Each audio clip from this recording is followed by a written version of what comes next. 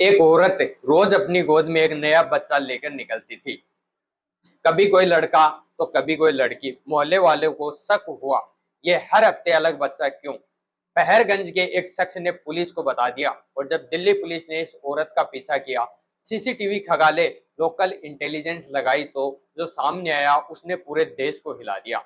एक ऐसा रैकेट जहां नवजात बच्चे बिकते थे। कीमत तय होती थी, लड़का चाहिए तो 7 से 8 लाख रुपए, लड़की चाहिए तो 3 से 4 लाख रुपए।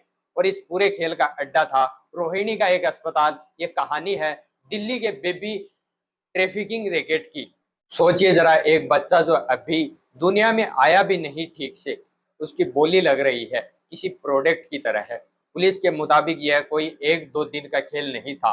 आरोप है कि पिछले 1.5 से 2 साल में करीब 30 बच्चों की तस्करी हो चुकी थी। सबसे बड़ी बात, यह कोई अनपढ़ गली मोहल्ले का गैंग नहीं था।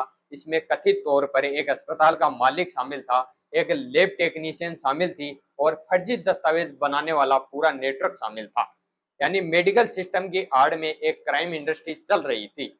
सवाल यह है, जब एक अस्पताल में इतने महीनों तक बच्चे रखे जा सकते हैं, फर्जी बर्थ सर्टिफिकेट बन सकते हैं, तो हमारा हेल्थ सिस्टम, हमारा डॉक्यूमेंटेशन सिस्टम आखिर कर क्या रहा था।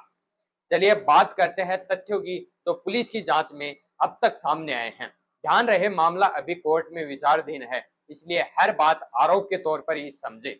शुरुआत कैसे हुई घटना, उसकी समझते हैं।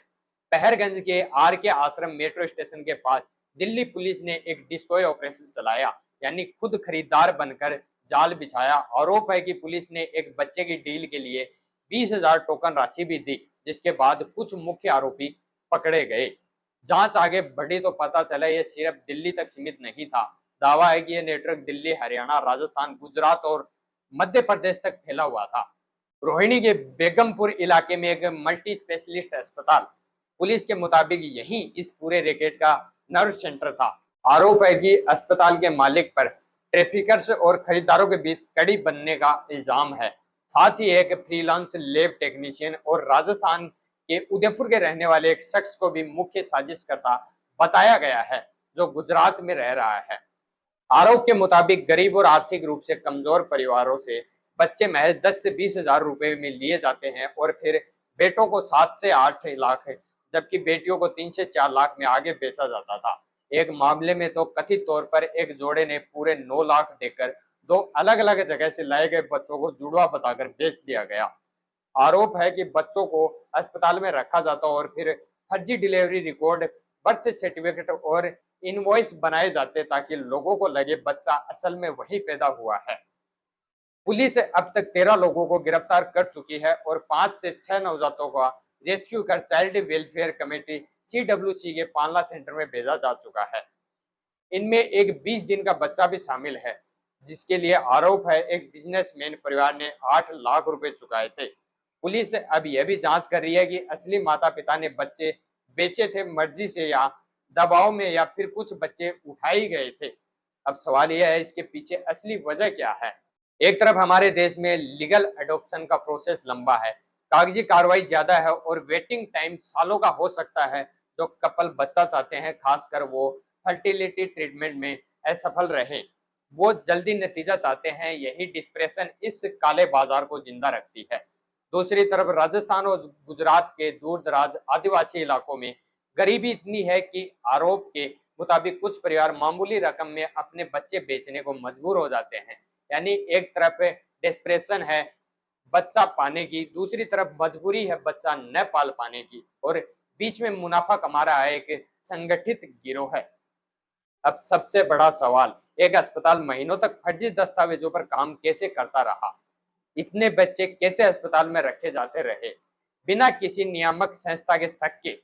ये सिर्फ एक गिरोह की गलती नहीं, ये हेल्थ रेगुलेशन और डॉक्यूमेंटेशन सिस्टम की भी नाकामी है।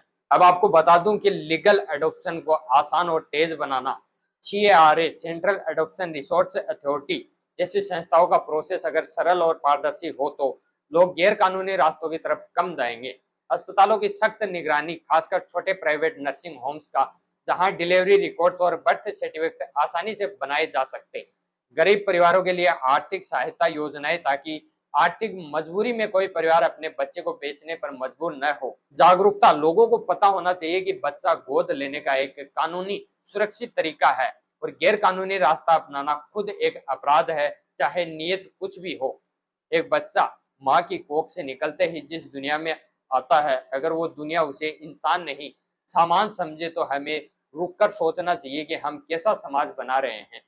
पैसा किसी बच्चे की कीमत नहीं तय कर सकता और जो सिस्टम गरीबों की मजबूरी और अमीरों की जल्दबाजी दोनों का फायदा उठाए वो सिस्टम नहीं, अपराध है। अगर आपको या आपके आसपास किसी को बच्चा गोद लेना है तो सिर्फ और सिर्फ कानूनी रास्ता अपनाएं, क्योंकि एक मासूम की जिंदगी किसी शॉर्टकट से बड़ी है।